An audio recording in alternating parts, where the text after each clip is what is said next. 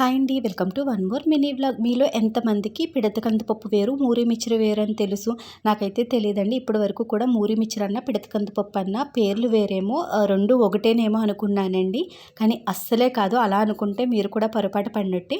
పిడత కందిపప్పు అంటే ఇలా మూరుల మధ్యలో ఒక మట్టి పిడతను పెట్టి అందులో అగ్గి రాజేసి పెడతారు.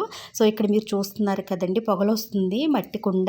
ఆ కుండ కిందున్న మరమరాలన్నీ తీసి మనకి పిడత కందిపప్పు అయితే చేసిస్తారు. చాలా బాగుందండి టేస్ట్ అయితే.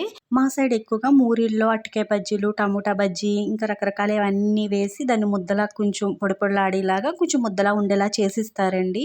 దాన్నే మేము పిడత కందిపప్పు అనుకునే వాళ్ళం. అది మూరి మిక్చర్. పిడత కందిపప్పు అంటే చూసారు కదా, ఆ పిడత కింద ఉన్న మరమరాలను వేసి అలా ఒక చెక్క దాంతో కలుపుతున్నారు. అసలు మరమరాలు అన్నవి ఏది కూడా ముద్ద ముద్ద అవ్వకుండా పొడి పొడిలాడుతూ వాళ్ళు వేసిన మసాలాలు, ఉప్పు, కారం, ఈ మిర్చి, క్యారెట్ ముక్కలు, ఆనియన్స్ ఇంకా అవన్నీ పంటికి తగులుతుంటే భలే టేస్ట్ అనిపించిందండి. అందుకేనేమో ఏదో సినిమాలో పాట కూడా ఉంటుంది, పిడత కందిపప్పు రుచి చూడకుంటే తప్పు అనేసి.